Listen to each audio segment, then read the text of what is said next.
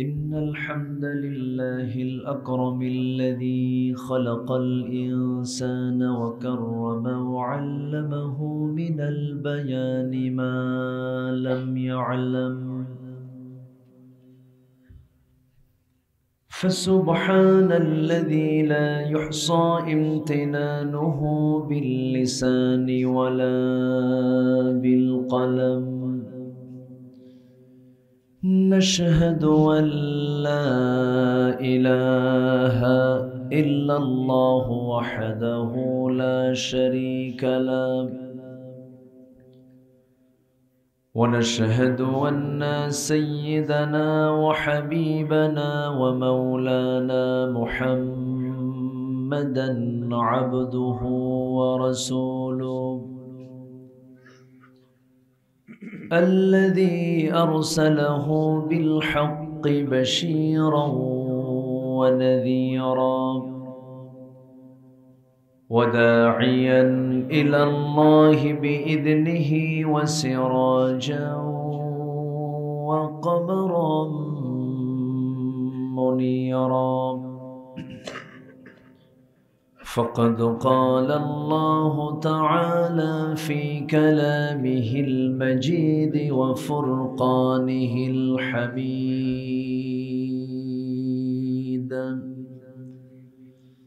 أعوذ بالله من الشيطان الرجيم. بسم الله الرحمن الرحيم.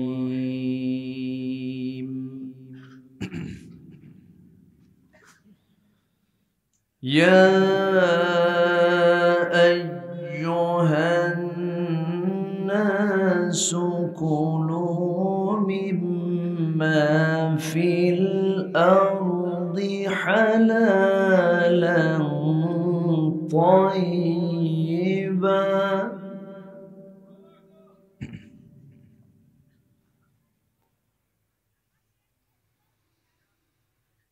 حلالا طيبا ولا تتبعوا خطوات الشيطان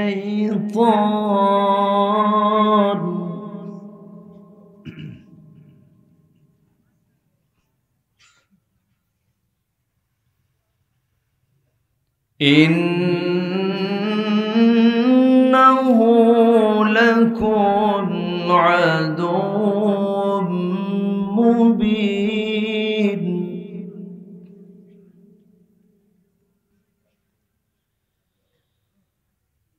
إنما يأمركم بالسوء والفحشاء وأن تقولوا على الله ما لا تعلمون.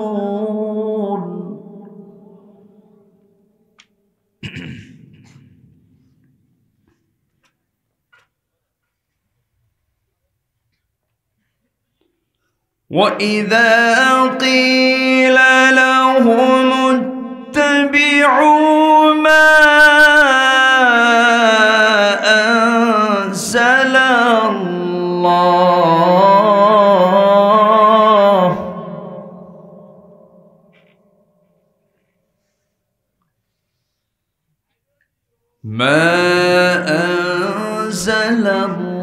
الله قالوا بل نتبع ما ألفينا عليه آباءنا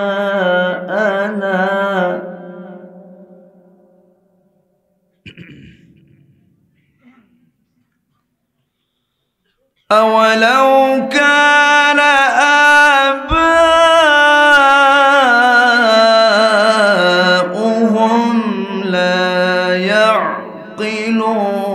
شيئا يهتدون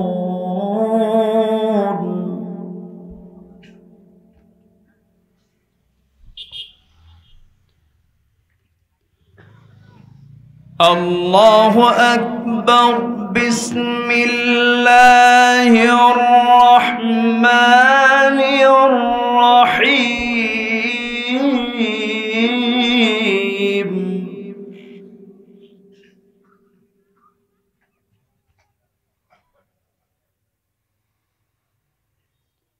إن الله وملائكته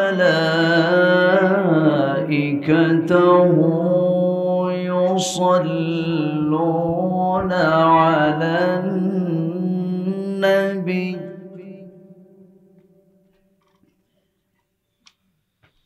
يا أيها الذين آمنوا صلوا عليه وسلموا تسليما اللهم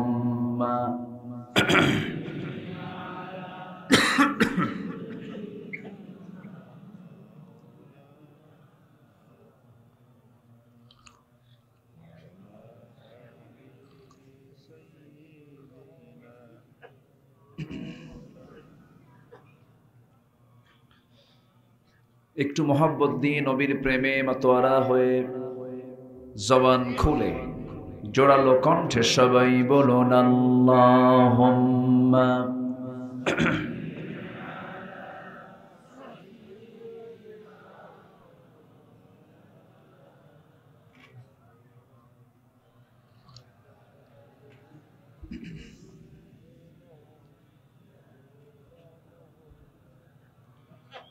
সবাই বলুন বালাগাল উলা বিকামালিহি কাশাফাত তুজা বিজামালিহি হাসানাত জামিউ খিসালিহি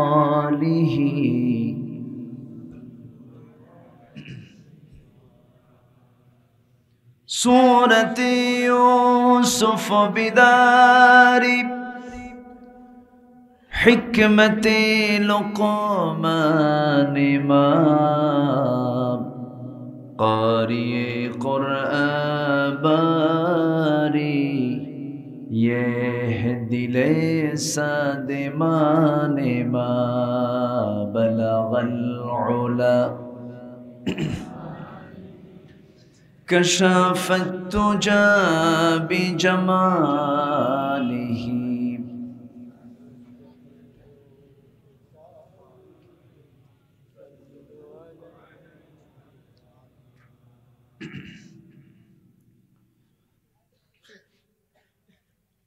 প্রাকৃতিক সৌন্দর্যের অপরূপ লীলাভূমি সুজলা সুফলা শস্য শ্যামলা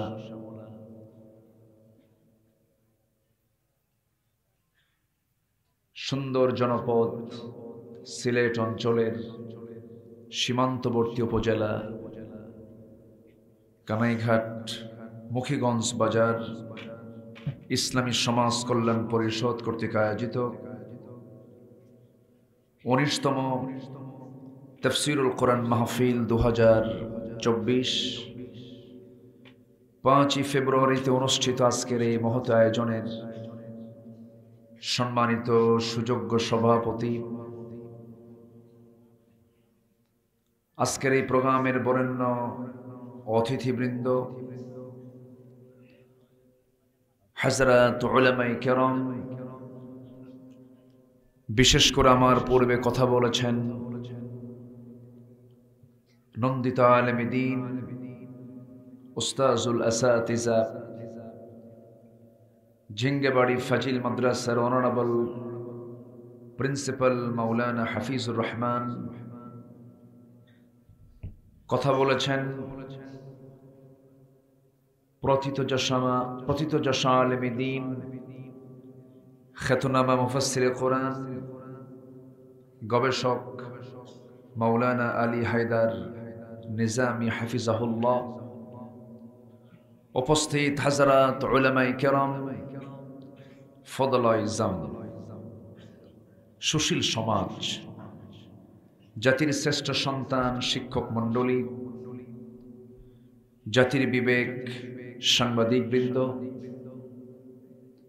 সামনে উপস্থিত দূরে কাছের বিভিন্ন স্থান থেকে ছুটে আসা কালেমার ঝান্ডাবাহী, তাওহীদের পতাকাবাহী, দ্বীন ইসলামের নরসারদুল বীর মুজাহিদ, প্রাণ প্রিয় সম্মানিত দ্বীনী ভাইরা, আড়ালে বসে আছেন সম্মানিতা শ্রদ্ধেয়া সর্বগুণে গুণান্বিতা মা বোনেরা, আলোচনার সূচনায় আনুষ্ঠানিকতার মধ্য দিয়ে আমার পক্ষ থেকে আবারও দিল খোলা সালাম, আসসালামু আলাইকুম ওয়া রাহমাতুল্লাহি ওয়া বারাকাতুহু। সবাই কেমন আছেন?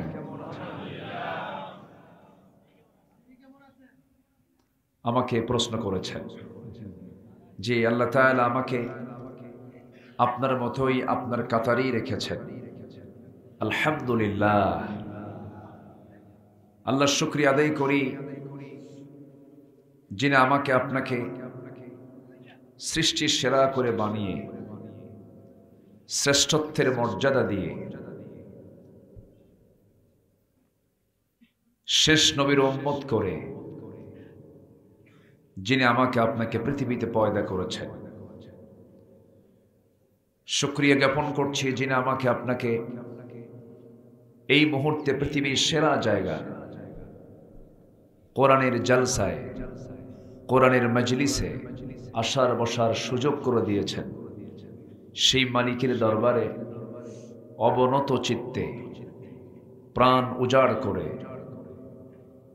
স্বতঃস্ফূর্তভাবে আওয়াজ দিয়ে বলছি আলহামদুলিল্লাহ।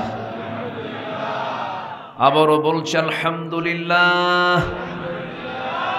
চিৎকার মেরে বলছি আল্লাহুম্মা ইন্নী আসআলুকা আল হুদা ওয়াত তুকা ওয়াল আফাফা ওয়াল গিনা। সবাই বলি আল্লাহুম্মা লাকা আসলামতু ওয়া বিকা আমানতু ওয়া আলাইকা তাওয়াক্কালতু ওয়া ইলাইকা আনাবতু ওয়া বিকা খাসামতু। আমরা আল্লাহ তাআলার শুকর আদায় করে নিলাম। সম্মানিত হাজিরিন, আমি আমার অভ্যাস অনুযায়ী আলোচনার সূচনায় সর্বকালের সর্বযুগের সর্বশ্রেষ্ঠ মহাগ্রন্থ কালজয়ী কিতাব আল কোরআন আল মজিদের সর্ববৃহৎ সবচেয়ে বড় সূরা সূরাতুল বাকারা থেকে মাঝের দিকে আমি কয়েকটা আয়াতে কারিমা তেলাওয়াত করেছি। তেলাওয়াতকৃত আয়াতগুলোকে সামনে রেখে ভাঙ্গাচোরা কিছু কথা আমি বলতে চাচ্ছি। আমাকে সময় দেওয়া যাবে তো? সবাই কি শেষ পর্যন্ত থাকতে রাজি আছি?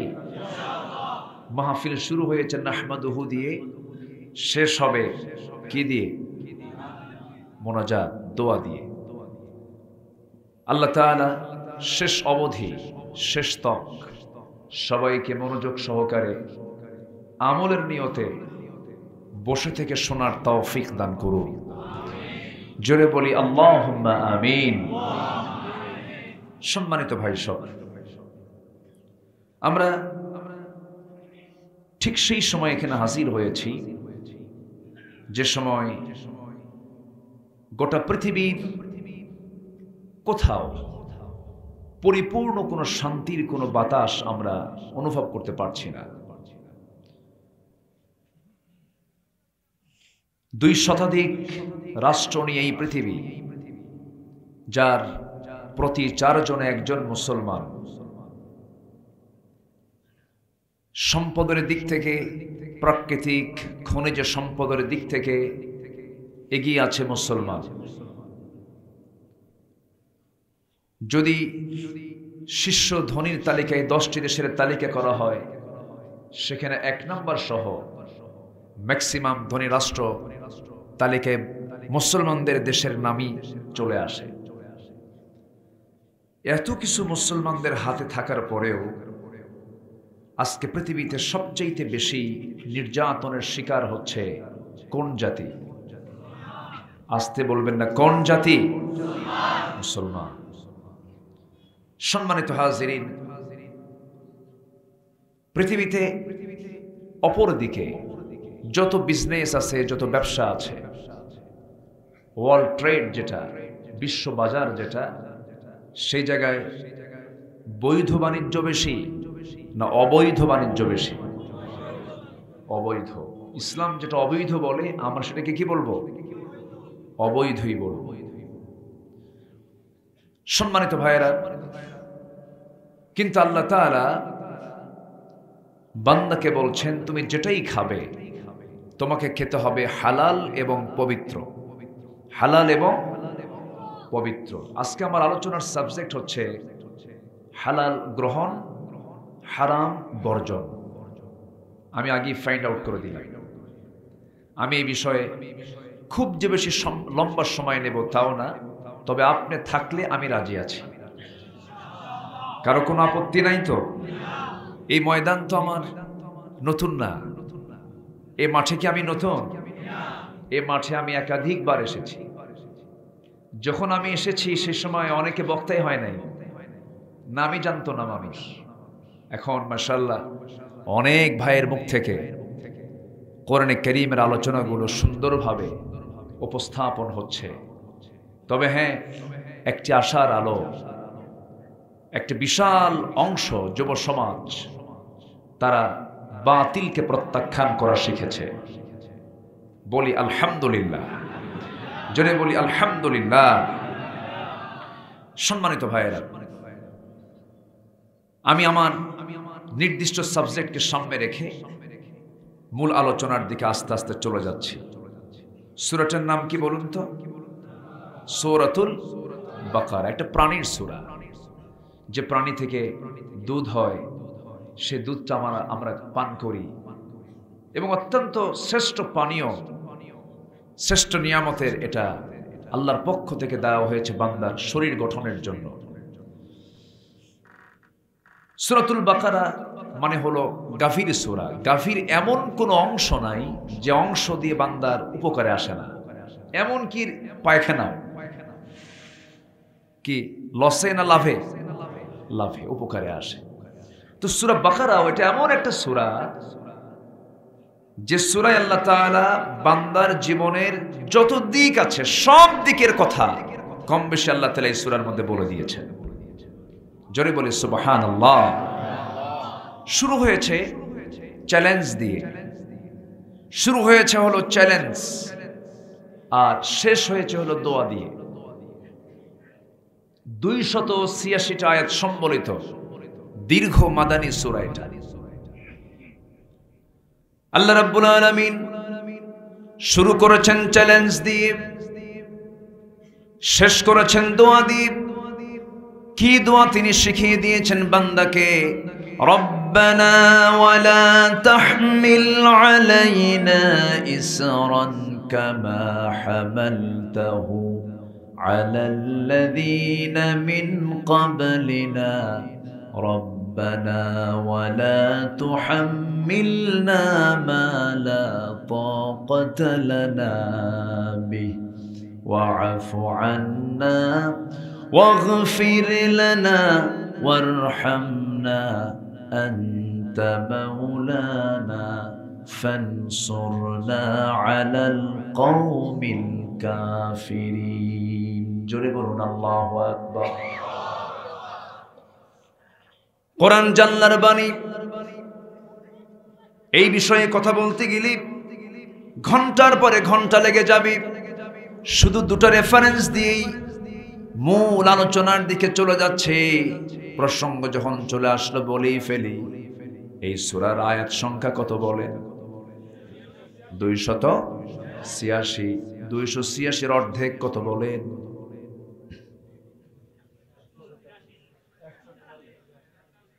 বলেন। আচ্ছা, কি আপনারা কি মন খারাপ করতেছেন নাকি? হুজুর, শুনতে আসলাম ওয়াজ, শিখানো অঙ্ক, এটা কেমন কথা? তাআল্লামুল ফারাইদা ফাইন্নাহা নিসফুল ইলম। ফরায়েজের জ্ঞান অর্জন করো, এটা হলো সকল ইলমের অর্ধেক বলেছেন মুহাম্মদ সাল্লাল্লাহু। অঙ্ক জানার দরকার আছে না নাই? যে হিসাবে হেরফের করবে তার জান্নাতে কি হিসাবে থাকবে? থাকবে না। এই জন্য অঙ্ক জানার দরকার আছে না নাই? আচ্ছা, অঙ্ক যে সাহাবীরা সবচেয়ে বেশি জানতেন, দেখি সুযোগ যদি হয় শেষের দিকে আমি মনে থাকলে বলব, জোরে বলি ইনশাআল্লাহ। 143 অর্ধেক কত? 143। এই সূরাতুল বাকারা কোরআন যে আল্লাহ নাজিল করেছেন, যে আল্লাহ আকাশকে বানিয়েছেন, আকাশ কি বিক্ষিপ্ত না সাজানো? অগোছালো না গোছালো? তারকাগুলো দেখতে কি অসুন্দর না মহাসুন্দর? আচ্ছা, এই মাহফিলের প্যান্ডেলকে সাজানোর জন্য কত লাইট লাগানো হয়েছে। আর এই বিশাল আকাশ, বিস্তৃত জমিন, এটাকে আলোকিত করার জন্য কয়টা লাইট? বলেন কয়টা লাইট? এক লাইটের চটি থাকা যায় না।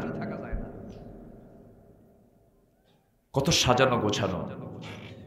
যে আল্লাহ সাজানো পৃথিবী, গোছানো দুনিয়া, সুন্দর করে জায়গা মতো সাবআতু আবহুর, 7 সমুদ্রকে সুন্দর করে স্থাপন করেছেন জায়গা মতো, সে আল্লাহ কোরআন কি ও গোছালো নাজিল করেছেন? গোছালো, সব সাজানো।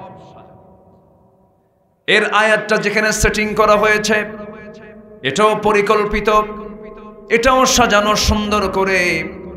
286 অর্ধেক হলো 143।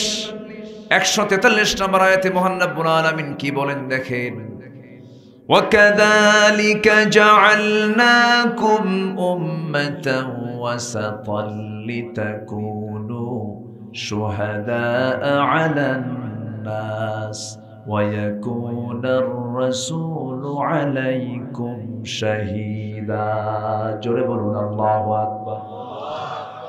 এমনই করে আমি তোমাদেরকে মধ্যম জাতি করে দুনিয়াতে পাঠিয়েছি। আমরা হলাম জাতিতে, আমাদের পরিচয় হলো আমরা মধ্যম জাতি। এই মধ্যম জাতি করে আল্লাহ তাআলা আমাকে পাঠিয়েছেন। আর মধ্যম জাতির ঘোষণা দিয়েছেন শেষ আয়াতে, প্রথম আয়াতে না মধ্যম আয়াতে? কোন আয়াতে? মধ্যম আয়াতে। তাহলে অর্থের সাথে সঙ্গতি রেখে আল্লাহ তাআলা আয়াতও সেট করেছেন। আমার ভাইরা, আল্লাহর পয়গম্বর ইউসুফ আলাইহিস সালাতু ওয়াস সালাম যখন ছোট মানুষ, স্বপ্নের মধ্যে দেখেছিলেন কি, ইন্নী রাআইতু আহাদা আশারা কাওকাবান ওয়াশ-শামসা ওয়াল-কমারা রাআইতুহুম লি সাজিদিন। হে আমার বাপ, হে আমার পিতা, স্বপ্নের মধ্যে আমি দেখতে পেলাম 11টা স্টার, 11টা নক্ষত্র, একটা সূর্য, একটা চন্দ্রমাকে সম্মানজনক সেজদা দিতেছে। ইন্নী রাআইতু 11। এখানে কয়টা নক্ষত্রের কথা বলা হয়েছে বলেন? 11টা। যারা কোরআনটা সুন্দর করে পড়তে পারেন আজকে গিয়ে দেখবেন, ইন্নী রাআইতু 11 কাওকাবা, এই বাক্যের মধ্যে আল্লাহ তাআলা 11 নক্ষত্রের কথা বলেছেন এবং এই আয়াতটা সাজিয়েছেন 11টা নক্তা দিয়া। যখন সুবহানাল্লাহ। এরকম করে আল্লাহ তাআলা প্রত্যেকটা আয়াতকে তথ্যে ভরপুর করে কোরআনটা আমাকে আপনাকে দিয়েছেন। জোরে বলি সুবহানাল্লাহ। কিন্তু দুঃখজনক হলো সত্য, সেই কোরআন থেকে জাতিকে পরিকল্পিতভাবে দূরে রাখার ষড়যন্ত্র চূড়ান্ত লেভেলে এখন অবস্থান করছে। আসতে বলবেন না, জোরে বলুন ঠিক কিনা? তার বড় প্রমাণ হলো যেগুলো সিলেবাস আমরা কোনোদিন দেখি নাই, আমরা তো পড়ে আসছি কিছু ভাঙ্গাচোরা, যেগুলো দেখি নাই সেগুলো আজকে আমাদেরকে দেখতে হচ্ছে। মাদ্রাসার সিলেবাসে বাদ্যযন্ত্রের ছবি দিয়ে, নর নারীর ছবি দিয়ে মাদ্রাসা শিক্ষার্থীর চরিত্র, মন, মানসিকতাকে নষ্ট করে দেওয়ার জন্য, ধ্বংস করে দেওয়ার জন্য নানামুখী পায়তারা করা হচ্ছে। সম্মানিত ভাইয়েরা, ক্লাস 9 এবং 10 সামাজিক বিজ্ঞান বইয়ের ভিতরে ফিলিস্তিনের মানচিত্র না দেখায়া ইসরায়েলের মানচিত্র কেন দেখানো হলো? কেন? আমার বন্ধু কি ইসরায়েল? আমার বন্ধু কারা? ফিলিস্তিন। আমার বন্ধু তো ফিলিস্তিন। ইসরায়েল কি বৈধ না অবৈধ? বৈধ না অবৈধ? ভাড়াটিয়া কি বাড়িওয়ালা হয়? ভাড়াটিয়া কি বাড়িওয়ালা হয়? তাদের মানচিত্র আমাদের ছাত্রদেরকে শেখানো হচ্ছে, আমাদের সন্তানদেরকে শেখানো হচ্ছে। এ কেমন কথা? মানব জাতির পরিচয় হলো নর নারী। ইন্না খালাকনাকুম মিন যাকারিন ওয়া উনসা ওয়া জাআলনাকুম শুউবান ওয়া ক্বাবাইলা লিতাআরাফু। কিন্তু সেখানে নর নারীর পাশে, মেল ফিমেলের পাশে ট্রান্সজেন্ডার, মানে রূপান্তর।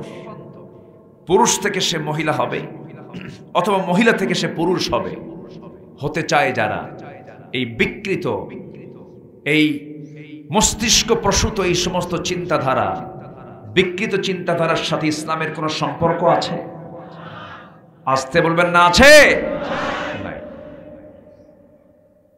অপরদিকে সমকামিতা, হোমোসেক্স, সেম সেক্সকে আজকে প্রমোট করা হচ্ছে।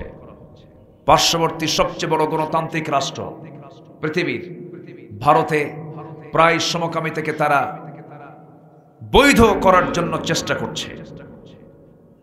আমেরিকা, ইউরোপের বহু দেশে এই সমকামিতার আইন সংসদে বিল্ট ইন আইন আকারে পাশ করেছে, যা কুকুর শুকুরের মধ্যেও নাই। সমকামিতা মানে পুরুষ পুরুষ বিয়ে করবে, নারী নারীকে বিয়ে করবে। এই ঘৃণ্য ইতিহাস রচিত হয়েছিল আজ থেকে 5000 বছর আগে, কওমে লূতের সময়। আল্লাহ তাআলা সে কওমে লূতকে ফি আদনাল আরদ, জর্দানের ডেড সি এলাকা, যারা দেখেছেন ইতিহাস ঘেটে দেখবেন, ওই কওমে লূতকে একসাথে শূন্যের উপরে তুলে এমন ঠেকনা মারা হলো, মাটিতে গেড়ে দিয়ে মাটির সাথে তাদেরকে একদম মাটির তলদেশে পৌঁছে দেওয়া হলো, ধ্বংস করা হলো। ফি আদনাল আরদ, গোটা পৃথিবীর মধ্যে সবচেয়ে নিম্নাঞ্চল অঞ্চল হলো ওই জর্দানের ডেড সি এলাকাগুলো। কেন? এই সমকামিতা। সম্মানিত ভাইয়েরা, সমকামিতার ব্যাপারে ইংল্যান্ডের একজন প্রধানমন্ত্রী, যদিও ভারতীয় বংশোদ্ভূত, অন্য ধর্মের, তিনি একটা প্রশংসনীয় কথা বলেছেন।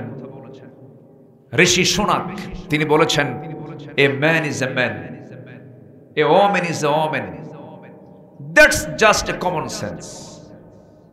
একটা পুরুষ একটা পুরুষ, একটা নারী একটা নারী, এটা বোঝার জন্য বুদ্ধিজীবী হওয়া লাগে না, কমন সেন্সই যথেষ্ট।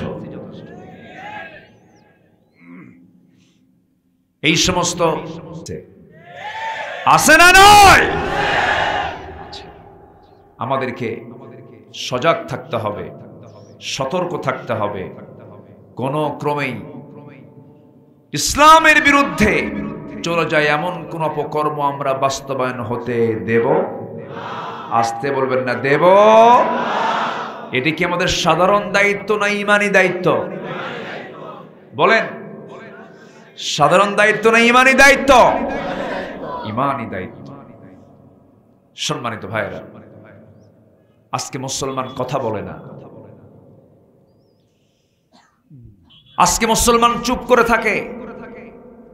ভাবতেছেন চুপ থাকলে আপনি নিরাপদ? না। আশাদ্দুল আযাব মান কানা ফীহিম, আযাব যখন আসবে পীর বুজুর্গ ধরবে না, বাঁচবে না, সবগুলো শুদ্ধ আযাবে শেষ করে দিবেন। তিনি কে? আসতে বলবেন না, তিনি কে? আল্লাহ তাআলা। সম্মানিত ভাইয়েরা,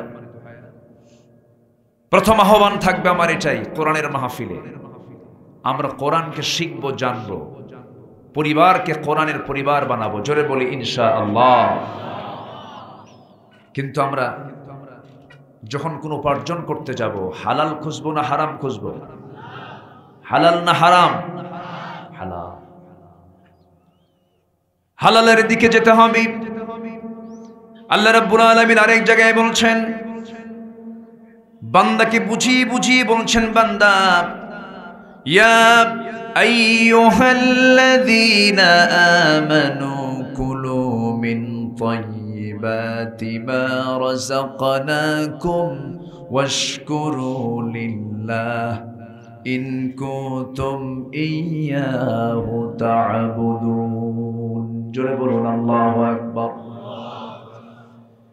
ও ঈমানদারেরা, তোমরা পবিত্র হালাল রিজিক আমি যা দিয়েছি তা থেকে তোমরা খাও, হারামের দিকে যেও না, অবৈধের দিকে যেও না। হারাম খাদ্য দিয়ে গঠন করা তোমার দেহ দিয়ে তুমি তাহাজ্জুদ পড়বে, কোনো কাজ হবে না। নামাজ পড়বে, কোনো কাজ হবে না। তোমাকে হালাল জীবন যাপন করতে হবে। আল হালালু বাইয়িন ওয়াল হারামু বাইয়িন। হালালটা স্পষ্ট, হারামটা স্পষ্ট। একটা লাইন মনোযোগ দিয়ে কথাটা শুনুন।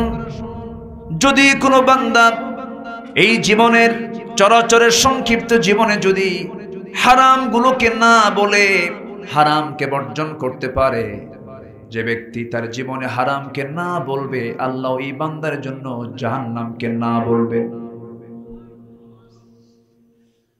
এই জীবনে যে বান্দা হালালকে হ্যাঁ বলবে, হালাল ভিত্তিক জীবন যাপন করবে, আল্লাহ তার জন্য জান্নাতকে হ্যাঁ বলে দিবেন। জোরে বলি সুবহানাল্লাহ, আরো জোরে বলি সুবহানাল্লাহ। সবাই কি জান্নাত পেতে রাজি আছে নাকি? সবাই কি জান্নাত পেতে রাজি আছি? আমি কি আলোচনা চালাবো? তো দুই একজন করে এরকম ওঠে কেন?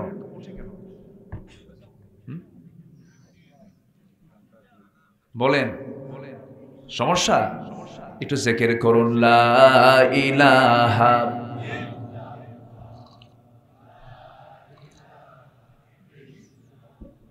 আরো জোরে লা ইলাহা, আরো জোরে লা ইলাহা। সুবহানাল্লাহ ওয়ালহামদুলিল্লাহ। আরো জোরে লা ইলাহা। সুবহানাল্লাহ ওয়ালহামদুলিল্লাহ। লা ইলাহা ইল্লাল্লাহু মুহাম্মাদুর রাসূলুল্লাহ সাল্লাল্লাহু আলাইহি ওয়াসাল্লাম। মদ খাওয়া কি? আস্তে খাওয়া। আরো জোরে। মদ কি ছোটখাটো হারাম? বলেন। আমার দেশে মদের বোতল তো নাই, মদের দোকান, মদের লাইসেন্স, মদের আইন আছে, অথচ আমার রাসূল বলেছেন আল খামরু উম্মুল খাবাইস। মদ হলো সমস্ত পাপের মা। সমস্ত পাপের মা হলো মদ। সে মদ আজকে অ্যাভেলেবল। দর্শনায় একটি মদের ফ্যাক্টরি আছে। গত বছর কয়েকশো কোটি টাকা লাভ হয়েছে, আলহামদুলিল্লাহ। লাভ হয়েছে তো।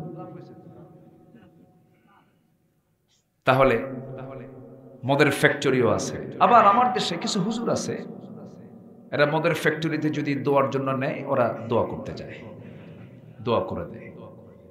আছে না নাই? আচ্ছা, সিনেমা হল উদ্বোধন হবে, হুজুরকে ডাক দেয়, হুজুর একটু দোয়া করে দেয়। দোয়া করে, আল্লাহ এই সিনেমার বরকত দিয়ে দাও। আছে কিন্তু এরকম তেলবাজ হুজুর, আছে না নাই? এক হুজুর কোরআন তেলাওয়াত করে গোটা পৃথিবীকে হারিয়ে দিয়ে ফার্স্ট পুরস্কার নিয়ে আসছে। আবার আরেক আলেম কোরআন প্রতিষ্ঠার সংগ্রাম করতে গিয়ে ধুকে ধুকে 13 বছর জেলখানায় জীবন পাড়ি দিয়ে জান্নাতের পাখি হয়ে এখন উড়াচ্ছে, উড়িয়ে বেড়াচ্ছে। এখান থেকে প্রমাণ হয় কোরআন তেলাওয়াতে রক্ত দিতে হয় না, কোরআন তেলাওয়াতে রক্তের প্রয়োজন হয় না, কোরআন প্রতিষ্ঠায় রক্ত দিতে হয় মুসলমান। অতএব কোরআন তেলাওয়াত আর কোরআন প্রতিষ্ঠার কাজ এক নয়। কোরআন তেলাওয়াত মুনাফিকরাও করে। আস্তে কোন কেন? আস্তে কোন কেন? আল্লাহর সৃষ্টির দুই পিঠ, একটা ইহকাল, আরেকটা কি পরকাল। আমরা কোন পিঠ নিয়ে চলবো? কোন পিঠকে সামনে রেখে চলবো? ইহকাল হলো স্বল্প মেয়াদী প্রজেক্ট, আর পরকাল হলো আনলিমিটেড চিরস্থায়ী প্রজেক্ট। অতএব ক্ষণস্থায়ী প্রজেক্ট নিয়ে পেরেশান হব না চিরস্থায়ী প্রজেক্ট নিয়ে পেরেশান হব? চিরস্থায়ী প্রজেক্ট নিয়ে আমাকে আপনাকে সামনে এগিয়ে চলতে হবে। আমি তো আজকে এমন সাবজেক্ট নিছি যে সাবজেক্ট অনেকের কাছে পছন্দ হবে না, কারণ মদ, জুয়া, সুদ এগুলো কইলে তো মানুষ মন খারাপ করে কিছু। নাকি সাবজেক্ট চেঞ্জ করবো? বললেও তো শুনবো না। কি কথা বোঝেন নাই? বললো কি শুনবো? আমি শুনবো না। এই সময় কেউ উঠেন না, উঠলে ভাববো যে ওটাই সুদ খায়। বসে থাকেন, একটু মনোযোগ দিয়ে কতগুলো শোনেন। আমি একটু আগে উঠতে চেয়েছি, একটু উঠতে দেরি হয়, বড় মাহফিলগুলোতে একটু আগে ভাগে উঠলে ভালো হয়। যাই হোক, কত সময় তো বহুদিকে চলে যায়। একটু বসি না আজকে, সময়টা ব্যয় করি কোরআনের জন্য। জোরে বলি ইনশাআল্লাহ।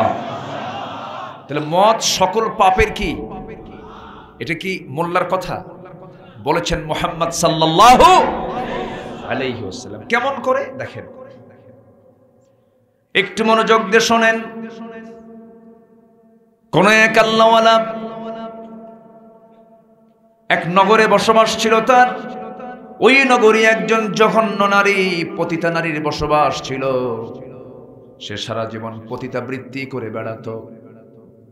ওই মহিলা একদিন টার্গেট করলো, হাজারো পুরুষের জীবন নষ্ট করেছি, এই আল্লাহওয়ালাকে একদিন ধরবো আমি।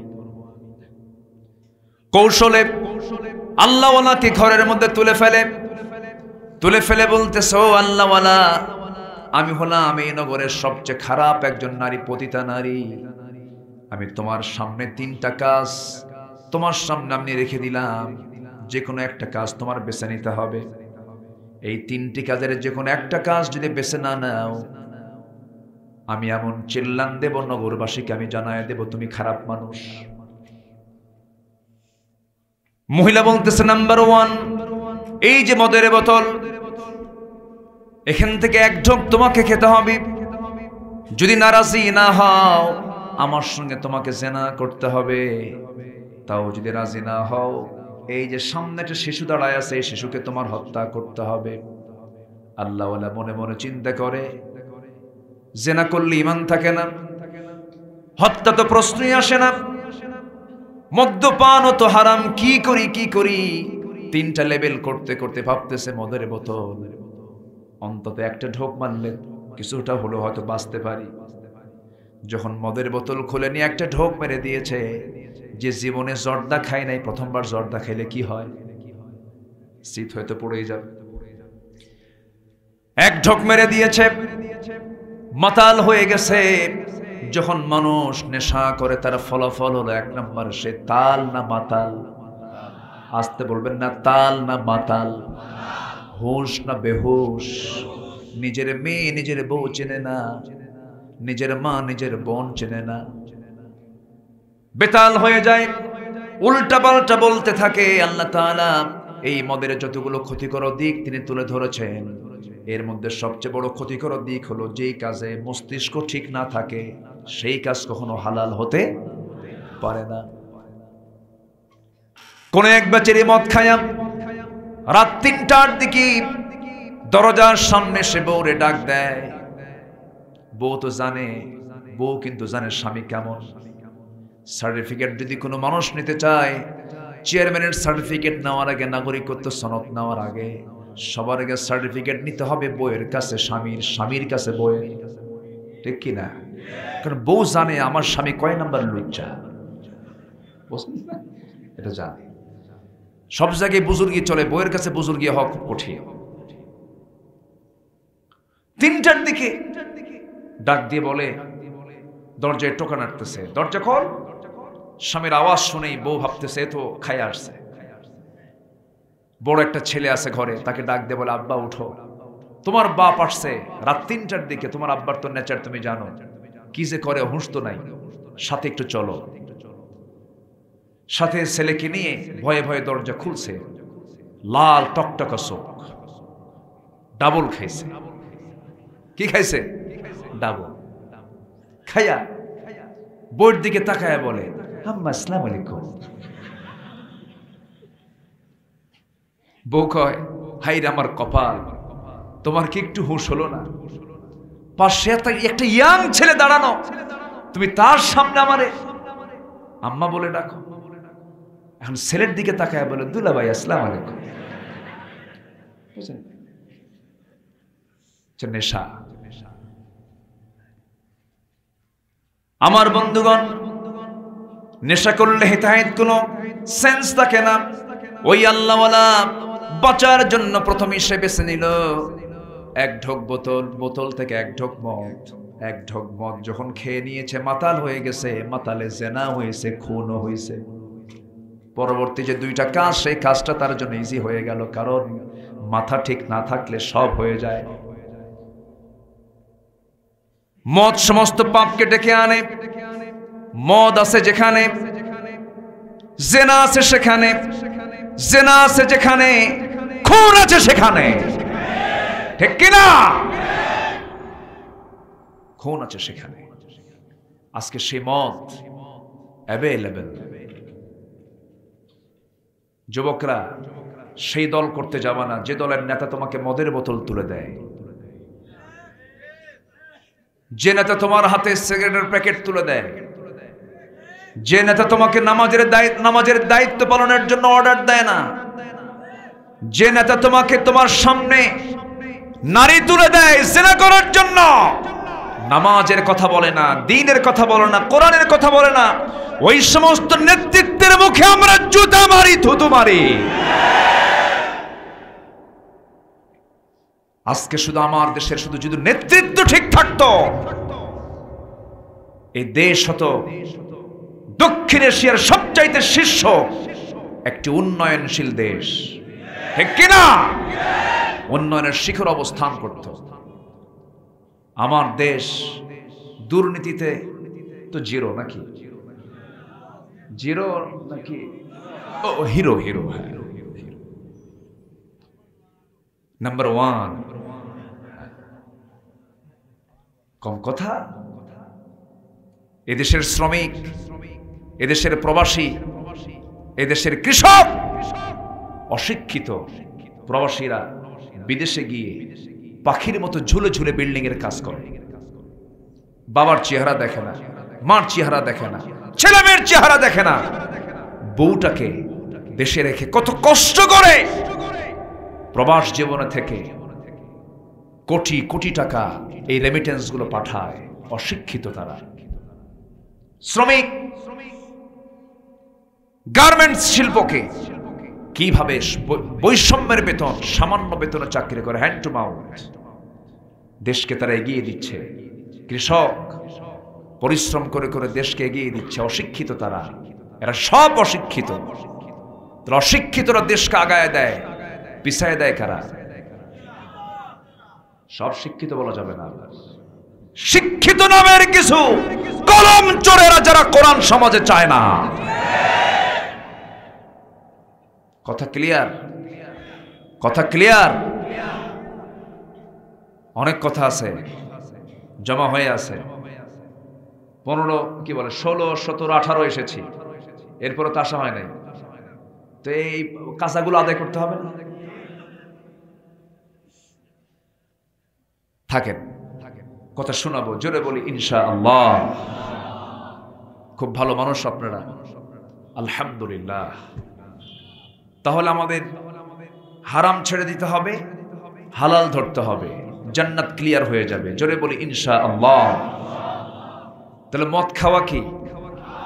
মদের দোকান দেওয়া, হ্যাঁ, মদের লাইসেন্স নেওয়া। বছর 5 আগে, হ্যাঁ 5 বছর আগে আমি একটু ইনসাইডে ছিলাম, একটু ভিতরে গেছিলাম, বুঝেন নাই? তো ভিতরে ঢুকলাম, বিভিন্ন ধরনের লোকজন তো দেখা হয়। এক বুড়ো চাচা দেখে 80 বছর বয়স, উনি ভিতরে ঢুকছে।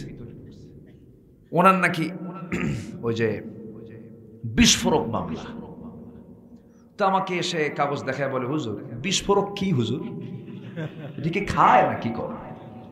মানে উনি বোঝেই নাই। 80 বছর বয়সে উনি নাকি বিস্ফোরণ করছে।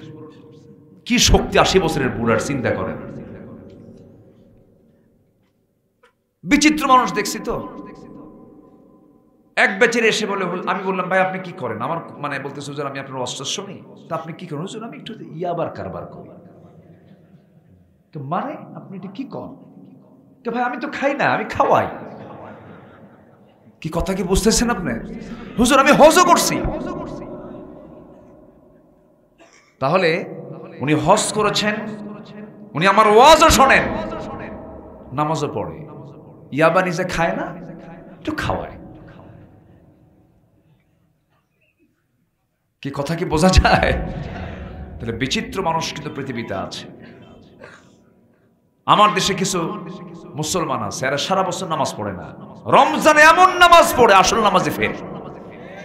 ঠিক আছে না? শুধু দেশেই পড়ে না, যেখানে যে পড়লে 1 লক্ষ গুণ সওয়াব পাওয়া যায় সেখানেও যায়।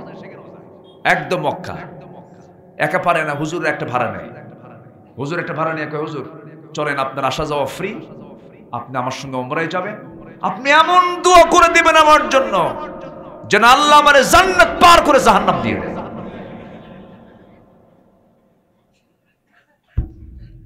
রমজান গেল, শবে কদর গেল, ঈদের দিন বিকেল বেলা মদ খায় শীত হয়ে পড়ে আছে না নাই? ওরাই মদের দোকান দেয়, ঠিক কিনা? এগুলো করা যাবে? করা যাবে না। সবচেয়ে বড় ইমানদারের যোগ্যতা হলো হারাম থেকে নিজেকে বেঁচে রাখা, কবিরা গুনাহ থেকে নিজেকে বেঁচে রাখা। এটা হচ্ছে সবচাইতে বড় অর্জন। 1000 রাকাত নফল নামাজ, 1000 রাকাত আপনার বলে 1000 আপনার তসবিহ জপা, জিকির আজকার করা, এটার চাইতে আপনি একটা কবিরা গুনাহ থেকে নিজেকে মুক্ত রাখতে পেরেছেন, এটা আপনার সবচেয়ে চূড়ান্ত প্রাপ্তি, চূড়ান্ত অর্জন। জোরে বলি আলহামদুলিল্লাহ। আল্লাহ রাব্বুল আলামিন বলেন, ইন তাজতানিবু কাবাইরা মা তুনহাউনা আনহু নুকাফির আনকুম সাইয়্যাতিকুম ওয়া নুদখিলকুম মুদখালান কারীমা। বান্দা তুমি যদি বড় বড় কবিরা গুনাহগুলো ছেড়ে দাও, ছোট ছোট গুনার দিকে আমি আল্লাহ তাকাবই না। আমি তোমার সমস্ত গুনাহগুলোকে মাফ করে সম্মানজনক জান্নাত আমি তোমারে দিয়ে দেব। কবিরা গুনাহগুলো করা, কবিরা গুনাহগুলো হলো হারাম কাজ, যেটাই কবিরা সেটাই হারাম। মদের কারবার করা যাবে না, জেনার কারবার করা যাবে না। যুবকরা,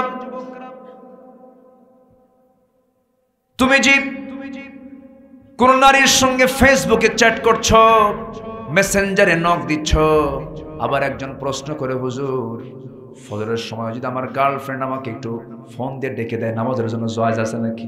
দেখছেন, ডাকার জন্য আর কোনো মুয়াজ্জিন খুঁজে পায় না। আছে না, এগুলো আছে না? আরেকদিন আরেকটা ছেলে ফোন দিচ্ছে আমার ফোনে, ফোন দিয়ে বলে, হুজুর একটা প্রশ্ন করি, কি 2 বছর আমার একটা মেয়ের সঙ্গে আমার খুব রিলেশন, তো হঠাৎ করে 1 মাস আগে সে আমার ফাঁকি দিয়ে চলে গেছে, হুজুর ওর কি গুনাহ হবে না? তো বললাম, তুমি আমার ফোন করছে কেন? তুমি সামনে আসো, তুমি কোন আল্লাহর বান্দা একটু দেখি তোমার। এই তো হচ্ছে অবস্থা।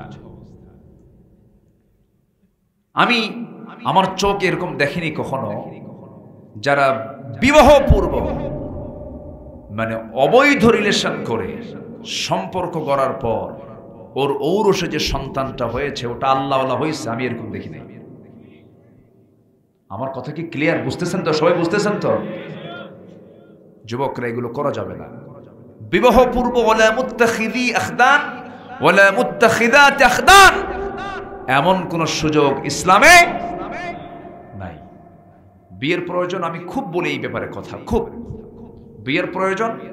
বিয়ের সম্পর্ক ক্যারিয়ারের সাথে নয়, বিয়ের সম্পর্ক হলো যৌবনের সাথে, চরিত্র রক্ষার সাথে। বিয়ে করে ফেলতে হবে। কি যুবকরা রাগ করলে নাকি? হুজুর বুঝবেন না তো, বিয়ে করা তো সহজ বলতেছেন, কি করে খাওয়াবো এরকম চিন্তা করো নাকি?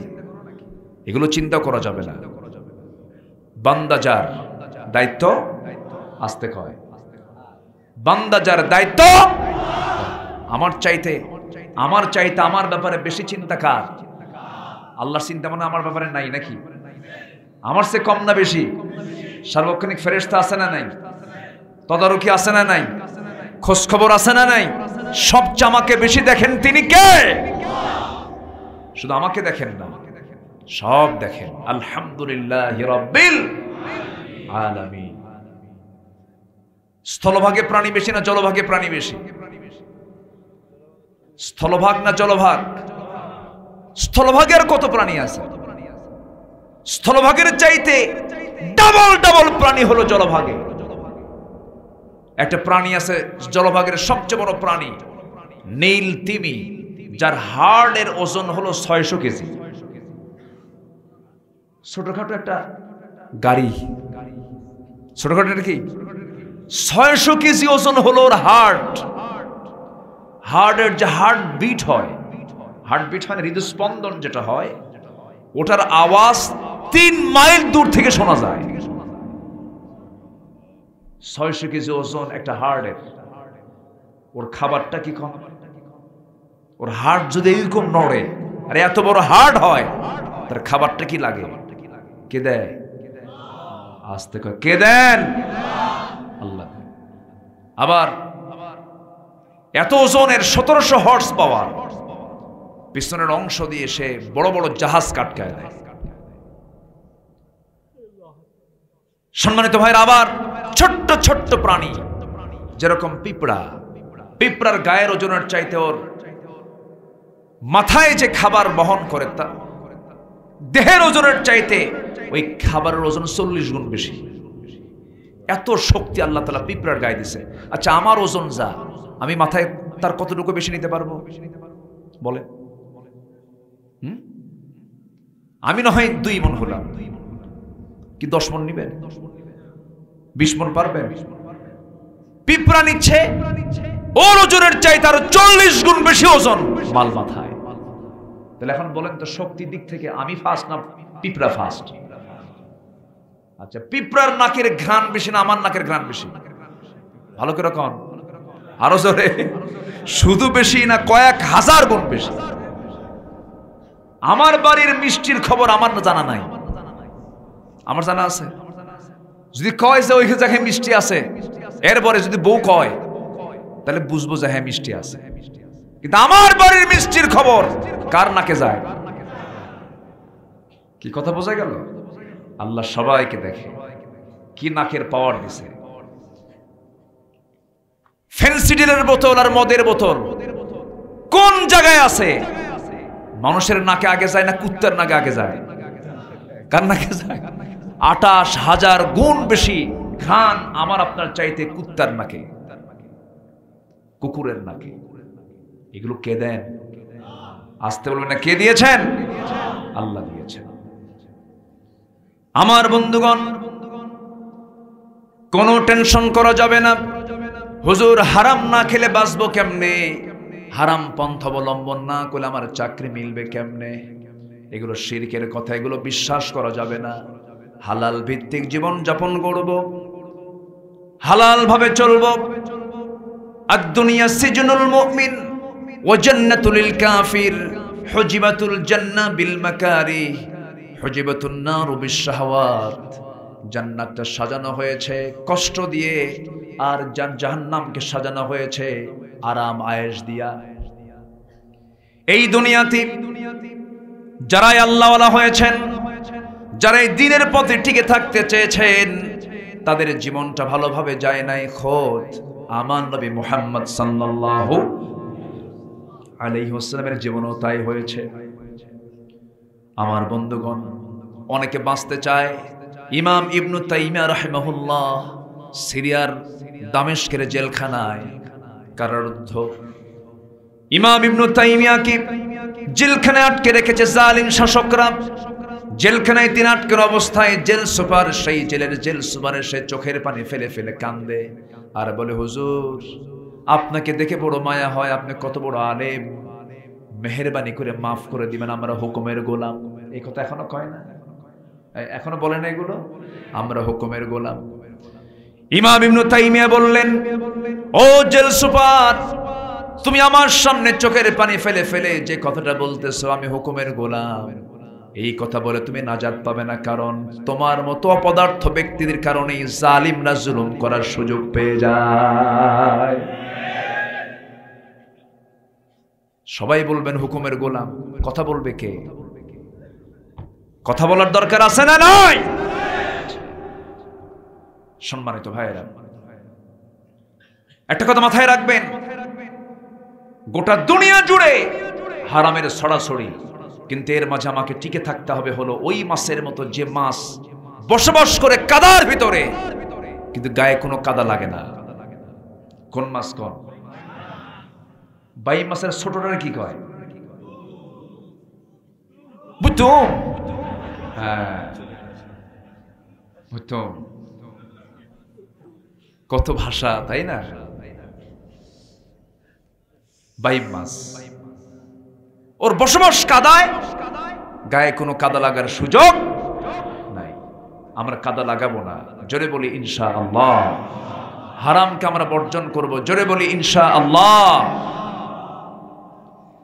পৃথিবীতে যে ব্যবসাগুলো সবচাইতে এখন হাইলাইট, একদম ফরওয়ার্ডে আছে, এক নম্বর হলো মদ।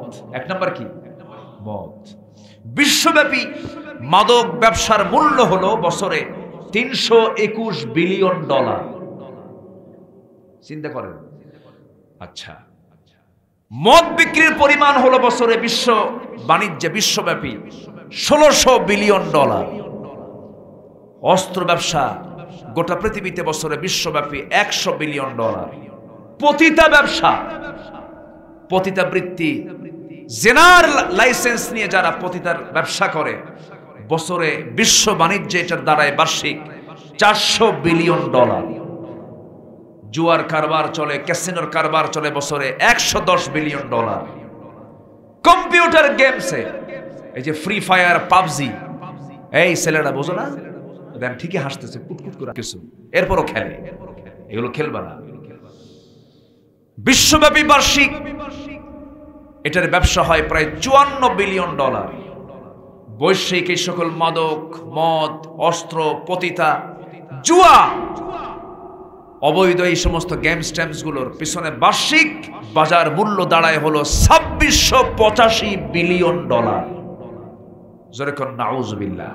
এখন বলেন, যারা এগুলো ব্যবসার সঙ্গে জড়িত, আমার দেশে নাই তো মনে হয় নাকি, যারা এগুলো ব্যবসার সঙ্গে জড়িত, তারা কি কোনোদিন ইসলাম আসুক এটা চায়? কোনোদিন আসুক এটা চায়? আমি আপনি? আওয়াজ কিন্তু খুব কমে গেল। সবাই কি চান? সবাই কি চান? যারা চায় না তারা কি আপনাকে দুধ খেতে দেবে? আস্তে খাওয়ায়। আপনাকে আদর করে দেবে? আপনাকে কি দাওয়াত দিয়ে খাওয়াবে? না ওদের প্ল্যান ওরা করবে? ওদের প্ল্যান ওরা করবে। তাহলে এখানে আমার আপনার দায়িত্ব আছে না নাই? আসতে বলবেন না, আছে না নাই? দায়িত্ব কি বলে? আসেন একটু লাইনে আসেন। আমি এক রাত পেয়েছি তো, একটু বেশি রাত হলে, এখন তো একদিন মাহফিল অনুমতি পাওয়াই কঠিন। আমি 2012 সালের দিকে, 11 সালের দিকে আমি এক জায়গায় এক মাহফিলে 3 দিন করে কথা বলেছি, কিন্তু সে সুযোগ তো এখন আর নাই। মাহফিলের পরিবেশ তো এরকম নাই। তবে হ্যাঁ, এক মাঘে শীত যায় না তো, ফিরে আসবে, ফিরে আসবে, ফিরে আসবে। জোরে বলি ইনশাআল্লাহ, আরো জোরে বলি ইনশাআল্লাহ। আল্লাহ আছেন না নাই? আল্লাহ আছেন না নাই? আমার দেশ কেমন চলে? কিছুই কয় না। এক রাজা দেশের বাইরে যাবে, তো দায়িত্ব দেবে এক মন্ত্রীকে। মন্ত্রীকে বলল, মন্ত্রী তোমারে রেখে যাচ্ছি, তুমি আমার দায়িত্ব পালন করবে, রাজত্ব চালাবে, আমি 1 মাস পরে আসতেছি, ভালো করে চালাবা কিন্তু কাজ জানা। 1 মাস পরে রাজা চলে আসছে, এসে বলতেছে, মন্ত্রী কেমন চালালা দেশ? আমার রাজ্যের কি অবস্থা বলো? কি তেমন কোনো ক্ষতি হয়নি, শুধু একটা ক্ষতি হয়েছে। কি ক্ষতি? কোদালের ডাট ভেঙে গেছে। ডাটকে যে এলাকায় কি বলে তা জানি না, আষাঢ় মানে যেটা ধরে, হ্যাঁ, কোদালের আষাঢ় ভেঙে গেছে। রাজা বলল, এত ঠুনকু বিষয় তুমি বললা, কোদালের আষাঢ় ভাঙলো কেন? ওই যে আপনার প্রিয় গাধাটা মারা গেছে, তো ওর কবর খনন করতে নিয়ে কোদালের এই আষাঢ়টা ভেঙে গেছে। মানে আমার গাধাটা মারা গেছে? হ্যাঁ মারা গেছে। গাধাটা মরলো কেমনে?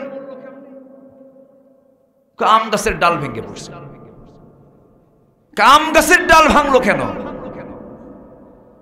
আপনার আম্মার খুব শখ ছিল মারা গেলে পরে তাকে যেন আম গাছের ডাল দিয়ে যেন পোড়ানো হয়।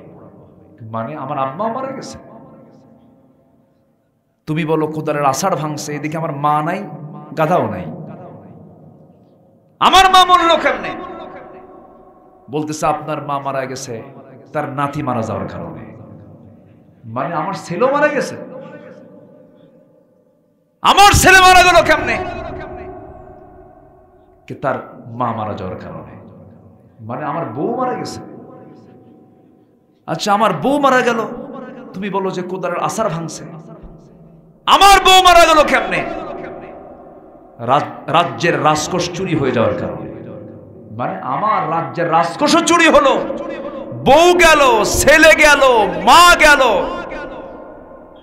গাধা গেল, সব গেল, তুমি কেউ কোদালের আষাঢ় ভাঙছে।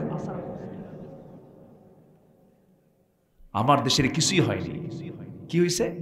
কোদালের আষাঢ় ভাঙছে। কথা বোঝেন নাই? আকলমন্দ ইশারা বা আরশাদ, সচেতন ব্যক্তির জন্য ইঙ্গিতগুলোই যথেষ্ট। এই দেশকে গড়তে হবে আমাদের, কোন হারামের কাছে আমরা যাব না। উন্নয়ন কতটুকু হয়েছে বা হয় নাই কেন্দ্রই বলে দেয়, ঠিক কিনা? কেন্দ্রে মানুষ না কুত্তা?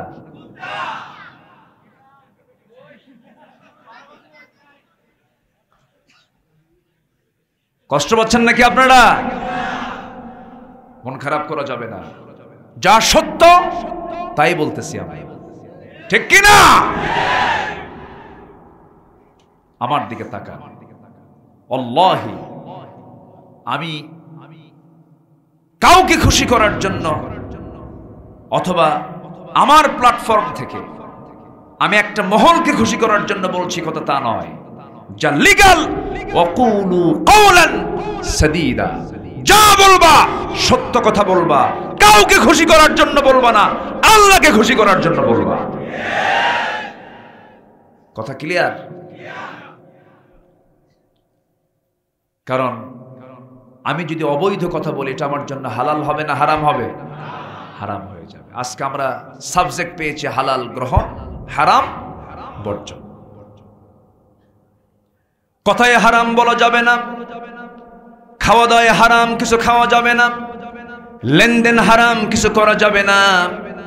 মা আতাকুমুর রাসূলু ফাখুযুহু ওয়া মা নাহাকুম আনহু ফান্তাহু। রাসূল যা অর্ডার দিয়েছেন তা তোমরা গ্রহণ করো, যা নিষেধ করেছেন তা থেকে তোমরা নিজেকে গুটিয়ে রাখো, বারণ রাখো। এটা আল্লাহর হুকুম। আমার ভাইরা, এই দুনিয়া ছেড়ে আমিও যাব, আপনিও যাবেন। আমরা আমলনামাগুলো নিতে চাই ডান হাতে না বাম হাতে? হারাম খেলে, হারাম বললে, হারামে চললে আমার আমলনামা কোন হাতে আসবে? আর হালালে চললে, হালাল পথে থাকলে পরে আমার আমলনামা কোন হাতে যাবে? ডান হাতে যাবে। আমার বন্ধুগণ, ভালো আমলনামা নিয়ে আল্লাহর সামনে আমরা হাজির হতে চাই। সাহাবে কেরাম জান্নাতের সংবাদ পেয়েছেন, কিন্তু এরপরও চোখের পানি ফেলে ফেলে মাঝে মাঝে কেঁদেছেন। সাইয়েদনা ওসমানের মতো মানুষ কাঁদতে কাঁদতে পাগল হয়ে যেতেন। কবরের কথা মনে হলে বলতেন তিনি, ও আমার বন্ধুরা, দুনিয়াতে সব জায়গায় বন্ধু খুঁজে পাওয়া যায়, কিন্তু কবর এমন একটা জগতের নাম কোনো বন্ধুর সুযোগ নাই। পাগলের মতো কাঁদতেন সাইয়েদনা ওসমান। সাইয়েদনা আবু বকর সিদ্দিক রাদিয়াল্লাহু তাআলা আনহু, তিনি কাপড়ের দোকানদার ছিলেন, কাপড় বিক্রি করতেছেন। এমন সময় এক কাস্টমার এসে বলে, আবু বকর, তোমার কাছ থেকে আজ থেকে 6 মাস পূর্বে আমি কাপড় নিয়েছিলাম, এই কাপড়টা আজকে তোমাকে ফেরত দিতে আসছি। কাপড় পছন্দ হয় না, ফেরত নিয়ে নাও।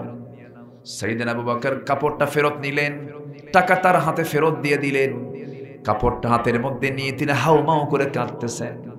সবাই বলে, আবু বকর কান্দো কেন, কি হয়েছে? তুমি তেমন করে কান্দো না, এমন করে আওয়াজ করে কাঁদো না, তুমি তো ধীরস্থির, তুমি তো শান্ত স্বভাবের মানুষ, চাপা স্বভাবের মানুষ, এমন করে তো কাঁদতে আমরা দেখি নাই কখনো, কাঁদো কেন? তিনি বলছেন, কান্না করার হেতু হলো, কারণ হলো এই যে কাস্টমার, তার কাপড় পছন্দ হয় নাই, তার সমস্যা মিটে গেছে। আমি তাকে টাকা দিলাম, সে আমাকে কাপড়টা দিয়ে গেল, সব মিটমাট হয়ে গেল। কিন্তু আবু বকর যখন মারা যাবে, কিয়ামতের দিন যখন আল্লাহর সামনে আবু বকর হাজির হয়ে যাবে, আল্লাহ যখন বলবে, আবু বকর, তোর দুনিয়ার জিন্দেগিতে অর্জন করা তোর নামাজ, তোর জিহাদ, তোর দান, তোর সদকা, এই যে তুই আমার হাতে দিয়েছিলি, একটা আমলও আমার পছন্দ হয় নাই, এই আমলগুলো তোর হাতে নিয়ে নে, যা, আমি নেব না। আমি আবু বকর সেই দিন কোথায় যাব? আমি সেদিন কোথায় যাব? আমি কার কাছে গিয়ে ধর্ণা দেব? এই জন্য আমি ডুকরে ডুকরে কাঁদি। যে লোকগুলো দুনিয়াতে বসে জান্নাতের সংবাদ পেয়ে যান, তাদের চিন্তাগুলো কি দেখেন, কি ভয় তারা করেছেন আখিরাতের। এই জন্য আমার বন্ধুগণ, আমলনামাগুলো ভালো করে যত্ন করে রাখতে হবে, যেন আল্লাহর সামনে আমরা জবাবটা দিতে পারি। ডান হাতে আমলনামা নেব আমরা, কি চিন্তা করে তারা চলতেন দেখেন। সাইয়েদনা ওমর ফারুকের কথা মনে হয়ে গেল। তার একটা ছেলে ইবনে ওমর, আলীর ছেলে হাসানের সঙ্গে কথাবার্তা চলতেছিল। কথাবার্তা চলতে নিয়ে হঠাৎ করে হাসান রাগে বসে, ছোট মানুষ তো, রাগের মাথায় বলতেছে, ওরে ওমরের ছেলে শোনো, বেশি মাস্তানি করো কেন? তুই চাকর, তোর বাপও আমার চাকর। এরকম রাগের ঠেলে কয় না, অনেক কিছু কয় না ছোটবেলায়, তুই চাকর, তোর বাপও আমার চাকর। এই কথাটা নিয়ে সে সোজা চলে এসে বাবার কাছে বলতেছে, আব্বা, আলীর ছেলে হাসান এই কথাটা বললো, আমাকে গালি দিয়ে বললো আমিও নাকি তার চাকর, আপনি ওমর তার নাকি চাকর। সাইয়েদনা ওমর ফারুক হাওমাও করে কেঁদে কেঁদে বলছে, আমার কলেজার টুকরা সন্তান সম্পূর্ণ সত্য কথা বলেছে, যা একটা কাগজে সুন্দর করে লিখে নিয়ে আয়, হাসান যেন লিখে দেয়, হাসানের চাকর তুই এবং আমি ওমর। এই লেখাটা যত্ন করে রাখবি আমার সন্তান, দাফনের সময় এই লেখাটা আমার দাফনের সঙ্গে দিয়ে দিবি, আল্লাহর সামনে আমি দেখাবো। আমার ভাইয়েরা, জান্নাত পাওয়ার জন্য তাদের কি ফিকির ছিল, কি চিন্তা তাদের মধ্যে লালন করত। ওমরে ফারুক যখন শাসক থাকা অবস্থায় তিনি রাষ্ট্রের 1 বোতল মধু পেয়েছেন। সেই 1 বোতল মধু নিয়ে বাড়িতে আসছেন। মধু শুধু তিনি একা গ্রহণ করবেন না, তার প্রতিবেশী আরো 4 জন, মোট 5টা ভাগ হবে। মধুর বোতল নিয়ে বউয়ের কাছে এসে বলছেন, বউ শোনো, এই যে মধুর বোতলটা রাষ্ট্র থেকে এসে পেয়েছি আমি, এর কিছু অংশ মধু আমি নেব, আর 4 অংশ মধু আমার প্রতিবেশীরা পাবে। সমান 5 ভাগে ভাগ করে একটা অংশ আমাদের জন্য রেখে দিও। এই যে ধরো মধুর বোতল হস্তান্তর করার কয়েক সেকেন্ড পরেই বলছে, বউ আমার, রাগ করো না, আমি তোমাকে ভাগ করতে দেব না, বোতলটা আমাকে ফেরত দিয়ে দাও। এখন বলেন, এই কথা শুনলে পরে সাধারণভাবে বউরা খুশি হবে না রাগ করবে? বলেন, আমার আপনার বউ কি করবে? আস্তে কয়, রাগ করবে না? যে যারা বিয়ে করে না তারাও কয় রাগ করবে। তুমি কেমনে বোঝো রাগ করবে? হ্যাঁ, রাগ করবে। স্বামী স্ত্রীর মধ্যে রাগারাগি হয় না? আস্তে কয়, হয় না? হয় না? আপনারও তো হয়, আমারও হয়। রাগারাগি হয় না? আমার নবীরও হয়েছে। আমার নবীর হয় না? হয়েছে। আম্মা জান আয়েশা একদিন বলতেছেন, হুজুর আপনার বিরুদ্ধে বিচার। আম্মা জান আয়েশা বলতেছেন রাসূলকে, আপনার বিরুদ্ধে বিচার ডাকবো আমি।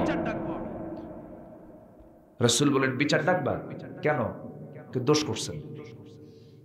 বিশ্ব নবীকে বলতেছেন আম্মা জান আয়েশা, স্বামী স্ত্রী তো, দোষ করছেন। বিচারক কাকে ডাকবো? ওমরকে ডাক দিকে? না, ওমরকে ডাকা যাবে না, ভয়ও করে আবার। দেখে কাকে ডাকবো? আব্বাকে ডাকলি ভালো হয়। বাপকে ডাকছে। সাইয়েদনা আবু বকর সিদ্দিক যখন শুনছেন যে মেয়ে নবীর বিরুদ্ধে বিচার ডাকছে, বলেন তো বাবার মাথা কি ঠিক থাকার কথা? নবীর বিরুদ্ধে আমার মেয়ে বিচার ডাকে, থাম। হাতের কাপড় গোছাতে গোছাতে আসতেছে আর বলতেছে, শেষই করে ফেলবো আজকে তোকে। এই মেজাজ যখন দেখছে আম্মা জান আয়েশা, দৌড় মেরে এসে নবীর পিছনে দাঁড়াইছে। ওইদিকে আবু বকরও থামে না। বাপ বেটির এই দৃশ্য দেখে রাসূল বলছেন, এই বিচারক, আগে বিচার করে না আগে রায় দেয়? কি আগে বিচার করে না বাস্তবায়ন করে? তুমি বিচারই শেষ না করে তুমি পিটন মারতে আসছো কেন? আগে বিচার করো। বাপকে থামায় দিলেন। পিছনের দিকে তাকায় মুস্কি হাসি মেরে বলছেন, আয়েশা, ডাক দিলে তুমি আমার বিরুদ্ধে বিচার ডাকবা, তো তুমি আমার পিছনে দাঁড়ায় আছো কেন? সুবহানাল্লাহ বলবেন না? তাদের রাগারাগিটাও কত উন্নত মানের ছিল। বলেন আলহামদুলিল্লাহ। রাগারাগি শেষ, মুহূর্তে শেষ। আর আমাদের পরিবারে কিছু রাগারাগি আছে 3 মাস কথা হয় না। আছে কিন্তু, আছে না? নেই বলেন। আচ্ছা, আপনি কি জানেন আপনার স্বামীকে আপনি সকালবেলা অসন্তুষ্ট করবেন, সন্ধ্যা পর্যন্ত ফেরেশতারা আপনাকে লানত করবে। যেরকম নাউজুবিল্লাহ। আবার কিছু স্বামী আছে মালয়েশিয়া থাকে, সৌদি আরব থাকে, ভিডিও কলে কথা বলতে বলতে রাগ উঠছে, ভিডিও কলের মধ্যেই বলে, ফোন ফেলে দিলাম, তোকে 100 তালাক দিয়ে দিলাম। দেখছেন ফোনের মধ্যে আছে না? আচ্ছা, তালাক টালাক দিয়ে আমাদের ফোন দিয়ে বলে, হুজুর কাম তো সারছে, কি সেঞ্চুরি মারছে। কিসের ক্রিকেট? গান হুজুর তালাকের সেঞ্চুরি মারছে। তালাক দিছো এতগুলো কেন? হুজুর রাগ উঠছিল খুব। এবং তালাক তো দিছি বউরে, শাশুড়ির বাদ দেই নেই, ওটা সহ দিছি। তুমি তালাক দিলা কেন? হুজুর রাগ উঠছে। এখন কি? হুজুর এখন মায়া লাগে, বউ বাচ্চা আছে, হুজুর রাগের মাথায় দিছে, তালাক হবে। দেখেন আমি ফতুয়ার দিকে গেছে। তো রাগের মাথায় যদি কেউ তালাক দেয়, তালাক হবে কিনা? আচ্ছা, তালাক কি কেউ খুশি হয়ে দেয়? বউকে ডাক দেয়, বউ এদিকে আসো, রাগ কইরো না, তালাক দিবে, এরকম করে তালাক দেয়? বলেন তো, তালাকের সম্পর্ক কি মোহাব্বতের সাথে না রাগের সাথে? রাগের সাথে। সাইয়েদনা ওমর ফারুক রাদিয়াল্লাহু তাআলা আনহু মধুর বোতল নেওয়া মাত্রই বউ খেপে গেছেন। আবার ইতিহাসে এসেছে, ওমরের নাম শুনলে পরে রোম পারস্য থরথর করে কাঁপত। সে ওমর তার বউকে আবার ভয় পেতেন। আলহামদুলিল্লাহ বলবেন না? বউকে ভয় পেতেন। কেমন? একজন বিচার প্রার্থী হয়ে তার বাড়িতে আসছে, বউয়ের সঙ্গে গন্ডগোল। এসে দেখে সাইয়েদনা ওমর ফারুকের বউয়ের সঙ্গে তার গন্ডগোল। চরম বাকবিতণ্ডা হচ্ছে, বউ শুধু বলেই যাচ্ছে। এই দৃশ্য দেখে ওই আগন্তুক ব্যক্তিটা চলে গেল, যাচ্ছে চলে। সেদিন ওমর ফারুক বলেন, এই তুমি আসলা কেন আর গেলে কেন? কিছুই তো বললে না। যে সমস্যা নিয়ে আমি আপনার বাড়িতে আসছিলাম সেই সমস্যা থেকে আপনার বাড়ির মধ্যে ঢুকে পড়ছে। কেন? আপনার বউ আপনার এত কিছু বললো, আপনি কিচ্ছুই বললেন না, তো আপনি আমার কি বিচার করবেন?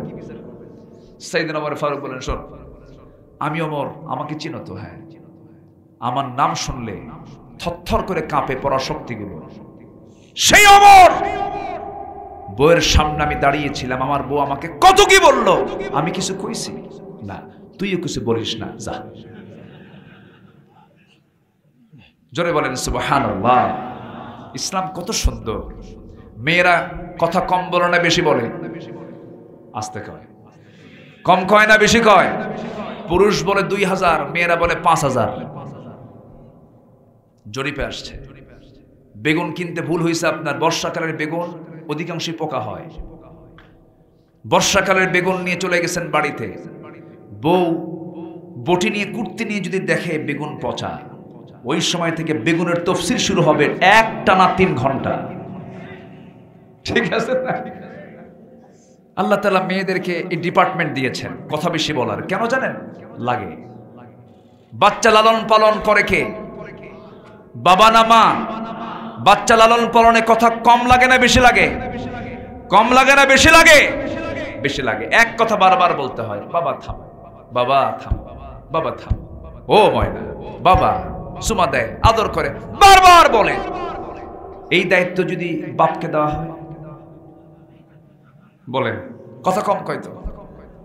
আব্বা থাম, আব্বা থাম, তাও কান্দে, আব্বা থাম, থাম।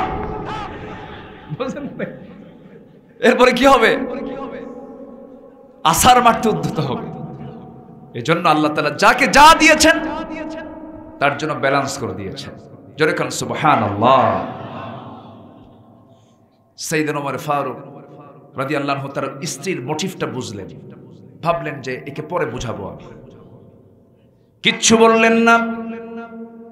সাইয়েদনা ওমর ফারুক রাদিয়াল্লাহু তাআলা আনহু মধুর বোতলটা হাতে নিয়ে এক প্রতিবেশীর কাছে গিয়ে বললেন, ও প্রতিবেশী, এই যে মধুর বোতলটা দিয়ে গেলাম, মধুর বোতলটা ভাগ করো, সমান 5 ভাগে ভাগ করে একটা ভাগ তুমি আমাকে দিবা। এক ভাগ তিনি নিলেন, তার কাছ থেকে নিলেন। নেওয়ার পরে বউয়ের কাছে সে বলছেন, বউ আমার, রাগ করো না আমার উপরে, আমি তোমাকে ভালোবাসি, আমি তোমাকে মহব্বত করি, আমি তোমাকে ট্রাস্ট করি, কোনো সন্দেহ নাই। আমি রাষ্ট্র চালাই, তুমি আমার পরিবার চালাও।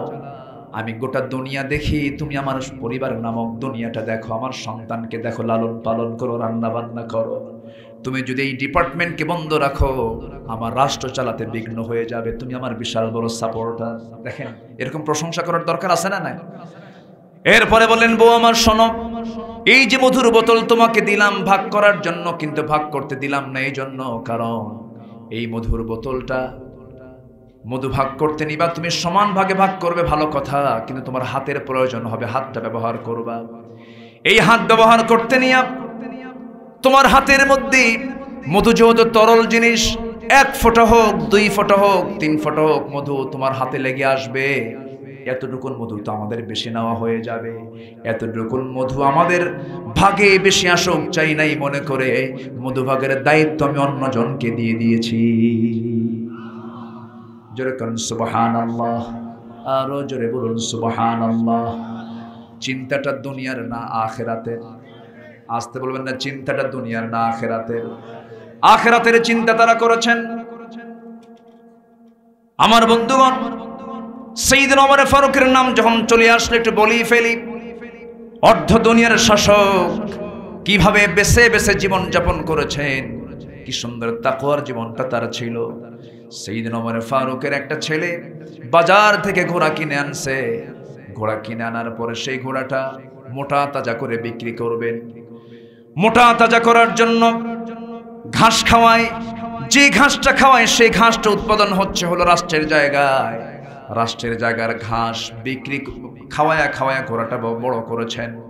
সেই ঘাসটা যখন খাওয়ায়া বড় হয়ে গেছে, ঘোড়া বিক্রি করতে গেছে, বাজার থেকে ঘোড়া বিক্রি করে বাজার থেকে চলে আসছে, টাকা নিয়ে যখন চলে আসছে দরজায় দাঁড়ায় আছে ছেলে। ওমরে ফারুক বলছেন, ও আমার সন্তান তুমি থামো, ঘোড়া কিনছো কত দিয়া? এত দিয়া। বিক্রি করছো কত দিয়া? এত দিয়া। এই যে তোমার এতটা লাভ হলো, এই লাভের অংশটুকু তুমি কখনো নিজে ভোগ করতে পারবে না, এটা তোমার জন্য হারাম হয়ে যাবে। কারণ ঘোড়া এতদিন যাবৎ যত ঘাস খেয়েছে সেই ঘাস হলো রাষ্ট্রের জায়গার ঘাস, অতএব লভ্যাংশটা রাষ্ট্র পেয়ে যাবে। যেরকম সুবহানাল্লাহ। আসেন দোয়া করে দিই। হ্যাঁ, ওঠে কে ধরেন তো, ওই যে ধরেন তো, ওঠে কে ধরেন। কে রাগ করতেছেন নাকি আপনারা? বসেন। হ্যাঁ, কোনো সাপসুপ নাই। কিসের সাপ? সবাই থাকেন ইনশাআল্লাহ। মাহফিলে বসে যদি বিরক্তি লাগে, নামাজ দাঁড়াইছেন, ইমাম সূরা লম্বা করছে, যদি মনে হয় না এরকম যদি আসে, তাহলে ভাববেন যে মারাত্মকভাবে শয়তান আপনাকে আক্রান্ত করেছে। ঠিক কিনা? এরকম মুসল্লি আছে না, গলা ছাড়ি দেয়। এগুলো করা যাবে না। শয়তান মনে হয় কানাই কাটা আসে না? হ্যাঁ, কানাই কাটা আসে, শয়তান আসে। আসে। বসি আমরা আর একটু সময়।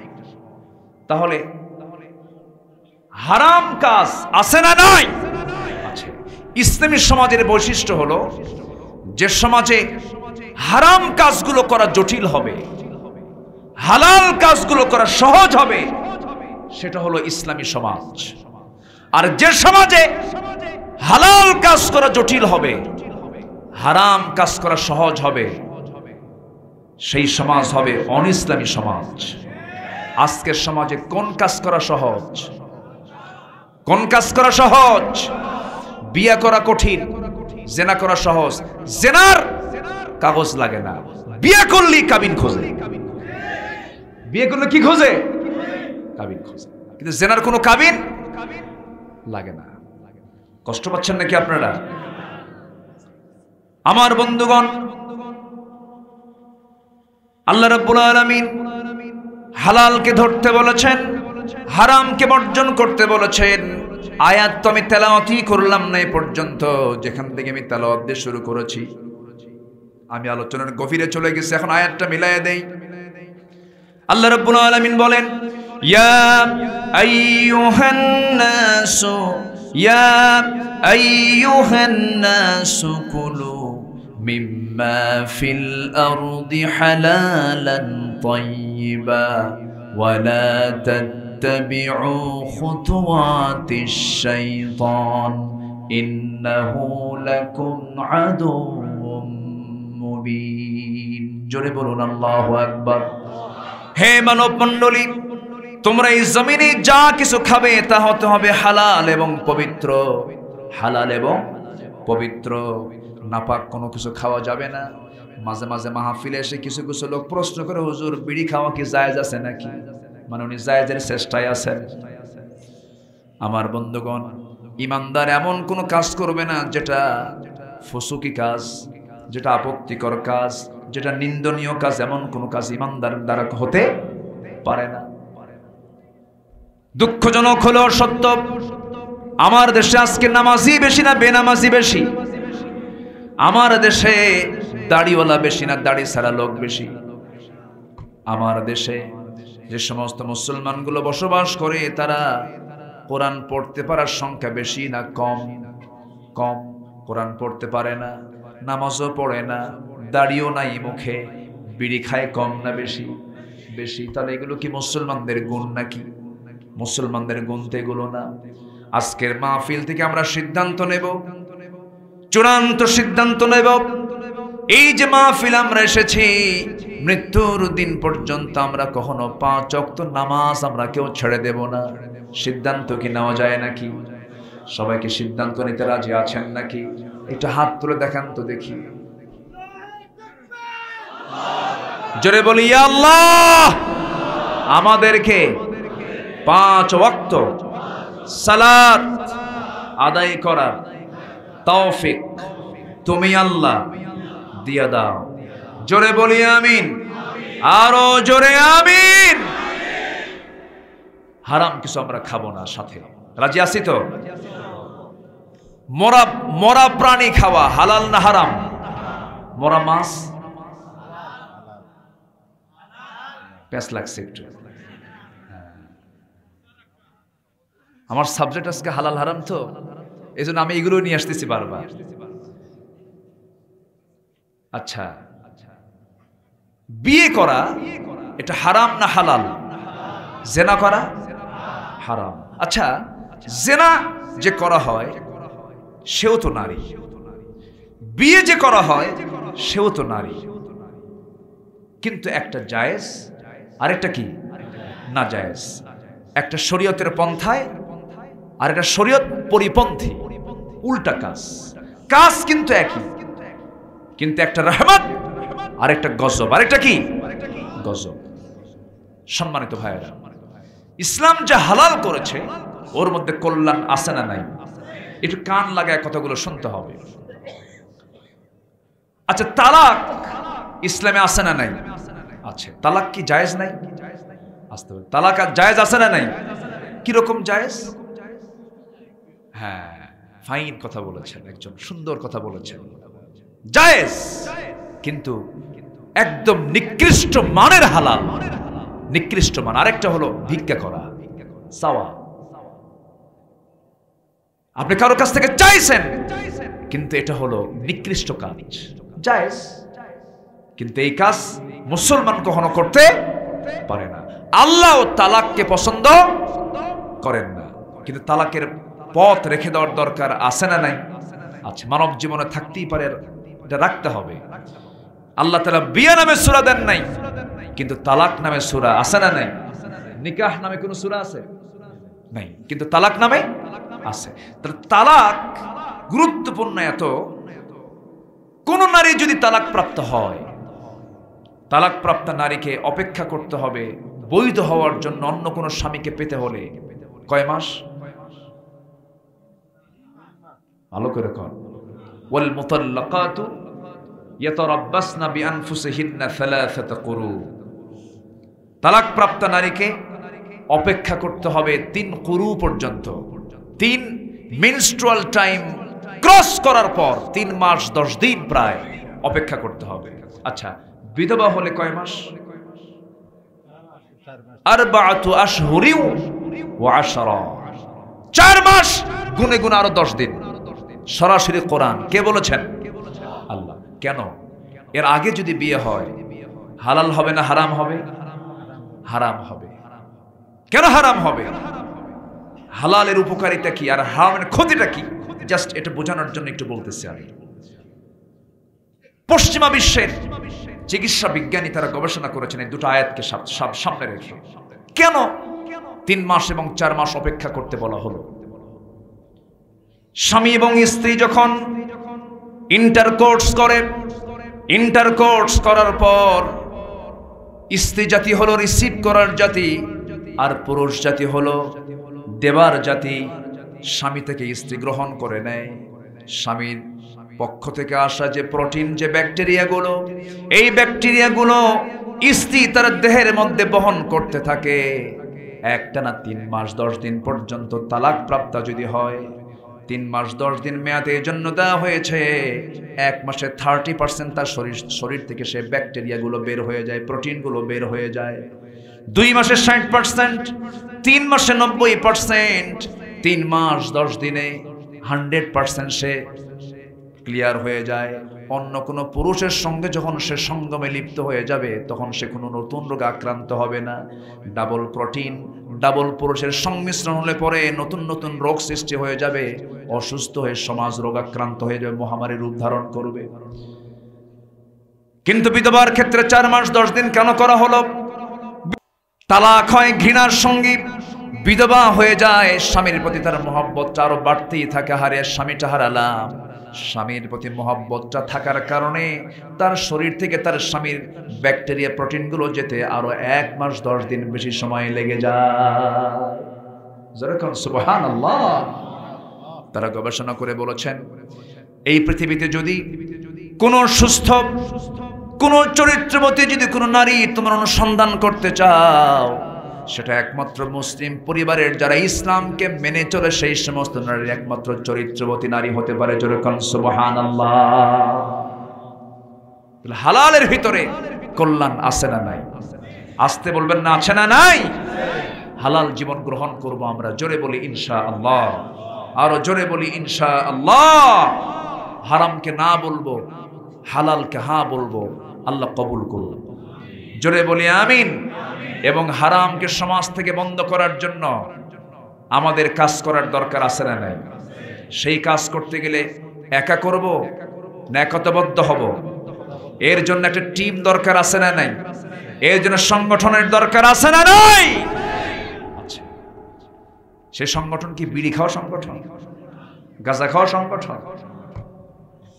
যে নেতার দিকে তাকালে নবীর কথা মনে হয় না, যে নেতৃত্বের দিকে তাকালে নামাজের কথা মনে হয় না, সেই নেতৃত্ব মানা যাবে না।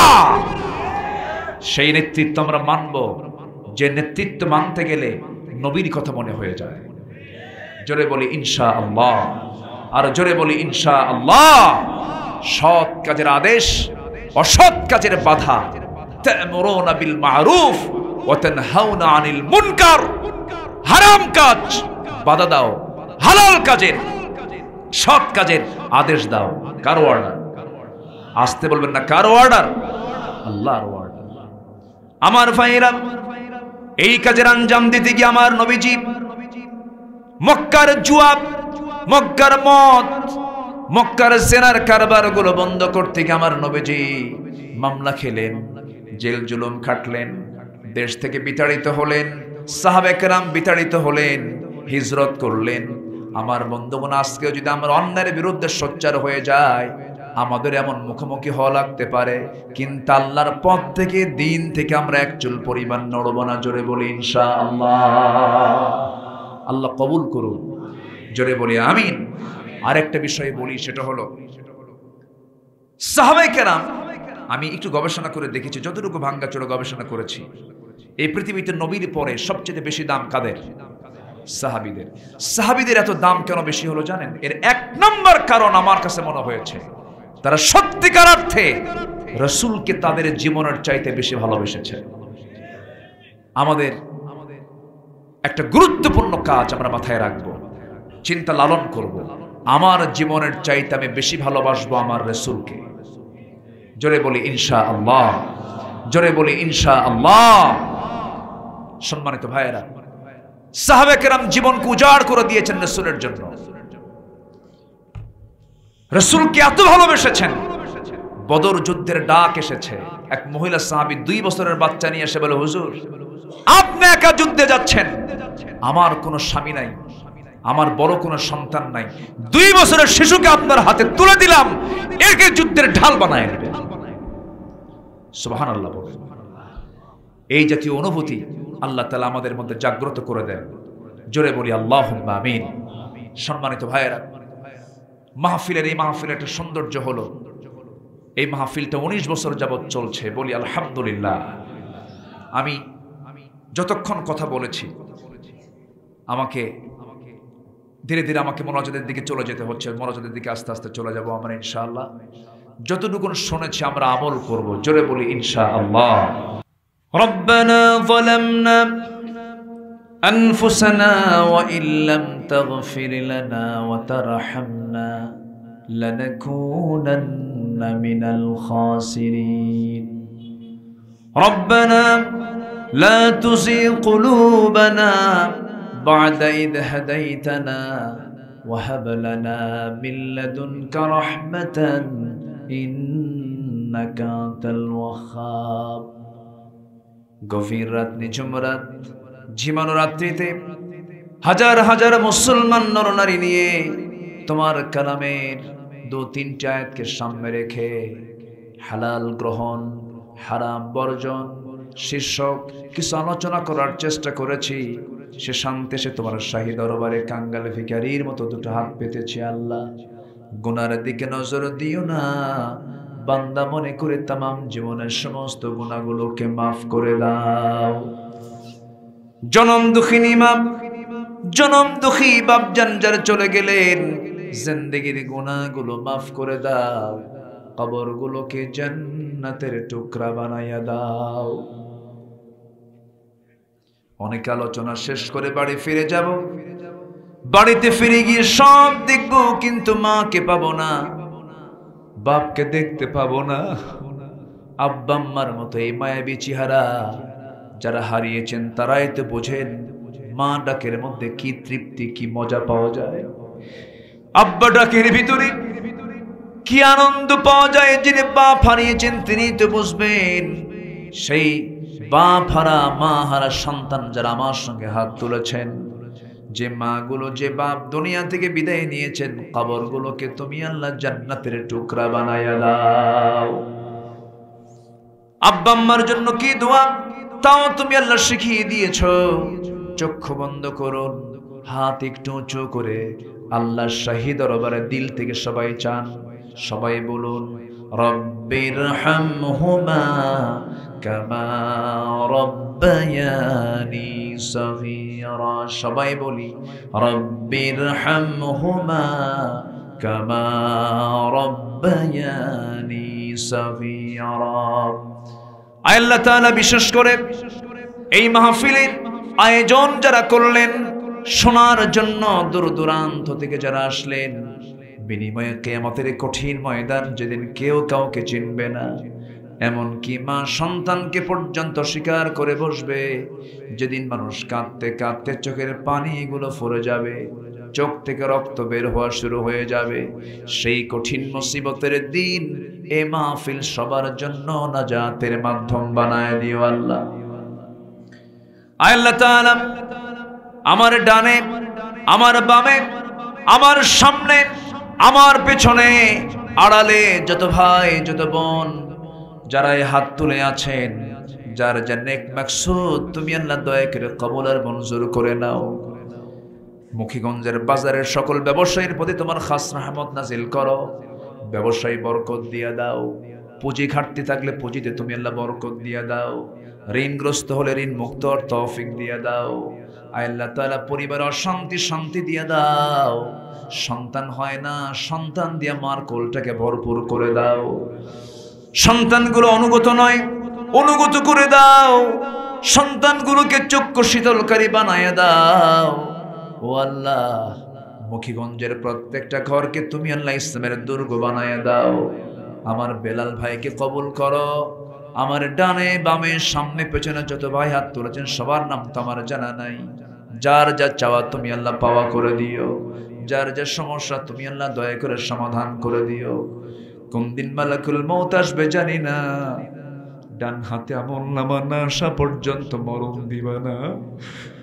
আল্লাহ তোমার কাছে ফরিয়াদ করে, আমার দেশের কোরআনের একমাত্র পাখি খাঁচা থেকে মুক্ত হয়ে কবরের বাসিন্দা হয়ে আছে, আল্লাহ মেহেরবানি করে তোমার উত্তম পুরস্কারে তুমি আল্লাহ তুমি তাকে পুরস্কৃত করো। আল্লাহ তাআলা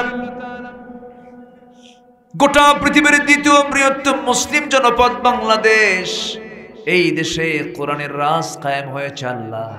এমন দৃশ্যটা দেখার তৌফিক তুমি আল্লাহ আমাদের দিয়ে দাও।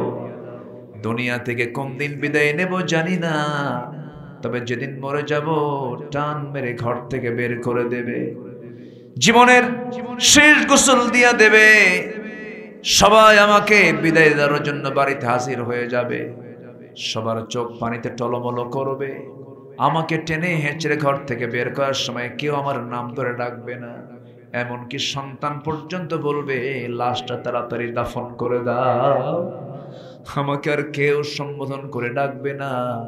কবরে শোয়া দেবে, বাঁশ চাপা দেবে, মাটি চাপা দেবে। 24 ঘন্টা যাবে না, মাথার চুলগুলো খসে খসে পড়বে। 3 দিন যাবে না, চামড়াগুলো গলে গলে পোকার পেটের খাবার হয়ে যাবে। মাত্র 3টা দিন দেখা যাবে আমার শরীরটা পচে গলে ওই পেট থেকে, ওই পেটের সমস্ত নাড়ি ভুড়িগুলো চোখ মুখ কান নাক দিয়ে বের হয়ে গেছে। কিম্বুত কিমাকার চেহারা হয়ে যাবে। এই পৃথিবীর সব অস্তিত্ব বিলীন হয়ে যাবে আল্লাহ। মাত্র 3 মাস ব্যবধান, কবর খনন করে দেখা যাবে কয়েকটা হাড় ছাড়া আর কোনো অস্তিত্ব নাই রে। আল্লাহ তোমার কাছে ফরিয়াদ করি, তোমার পছন্দের বান্দা না হওয়া পর্যন্ত মরণ দিবা না। হাসিবনি হিসাবান ইয়াসিরা ইয়া মুকাল্লিবাল কুলুব সাব্বিত কলবি আলা দীনিক।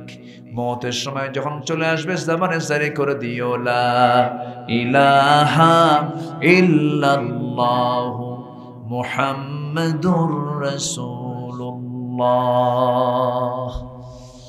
আসসালামু আলাইকুম ওয়া রাহমাতুল্লাহি ওয়া বারাকাতুহু।